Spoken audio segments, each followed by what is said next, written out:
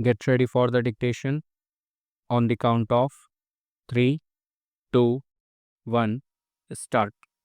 Mr. Chairman, I want to make a few remarks on this budget, not from an economist's point of view, but from the point of view of a layman and one who has studied it from a purely common sense point of view. The first thing that strikes one when one has a look at the budget is that it is a deficit budget. It is deficit on both accounts, the revenue as well as the capital accounts. The question arises, why could not this deficit be avoided? That is the first question which presents itself to everybody, but it seems that it could not be avoided. The deficit on the revenue account is mainly on account of two reasons. The first reason is that the defense expenditure, which takes practically one half of the revenue, cannot be curtailed because of the present international situation, and the other is that the expenditure on the nation building activities cannot be curtailed. Therefore, the finance minister is justified in presenting a deficit budget. He has tried to cover up the deficit on the revenue account to a certain extent, although the whole of the deficit on the capital account has been left uncovered.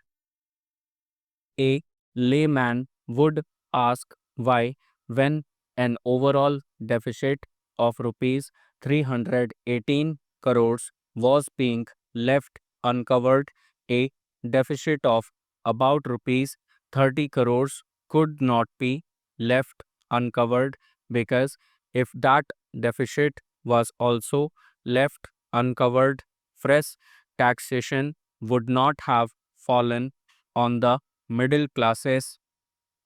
But I would say that if the finance minister has not left that deficit uncovered, he has not acted against the accepted principles of public finance. It is an accepted principle of public finance that it is always prudent to cover a revenue deficit by current taxation, and that is why fresh taxation has been resorted to for the purpose of covering the revenue deficit. But again, the question arises that the whole of this deficit has not been covered, even though fresh taxation has been resorted to. There is still a deficit of about rupees 8 crores which has been left uncovered. I, for one, am not able to find a direct answer for not covering that deficit also. The only reason that strikes me is that probably we have come to the saturation point, and that is, it is not possible for the finance minister to tap fresh sources.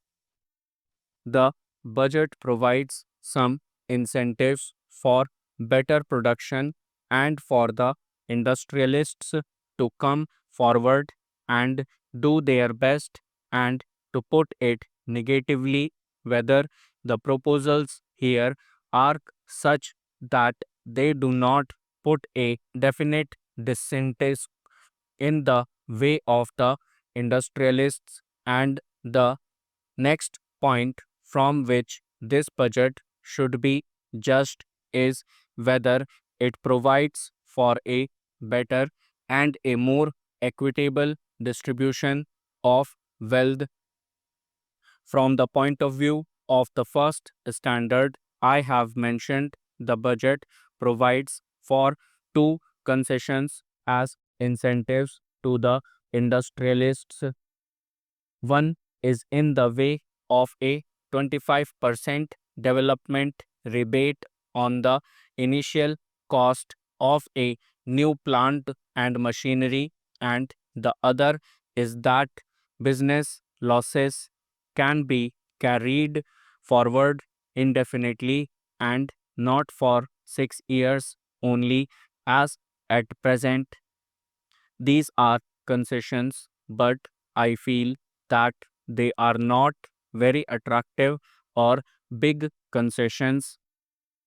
With regard to the second point, whether the budget contains any proposals which will definitely retard production, which may definitely prove to be disincentives, I must say that this budget does not contain any such proposals. Therefore, all that can be said of this budget is that it is a neutral budget. With regard to the other standard, whether this budget provides for a better and a more equitable distribution of wealth, my reading is that a beginning has been made in that direction, but no jolt has been given towards socialism. One of the proposals is the lowering of the export duty.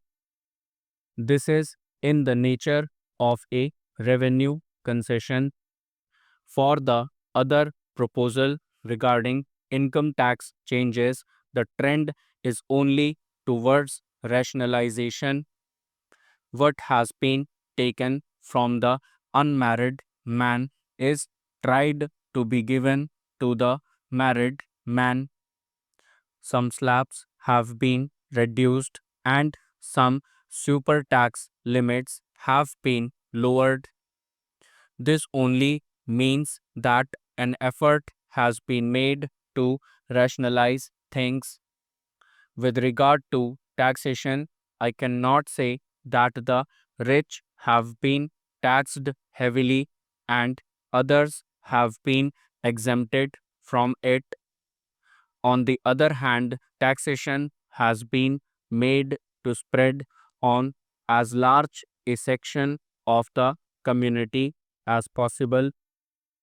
Probably the finance minister has acted on the well known maxim of plucking feathers from the goose without injuring it. It would have been much better if the middle classes had been left out of fresh taxation, because sugar and cloth are the two consumer goods, the taxation on which will fall mainly on the middle classes.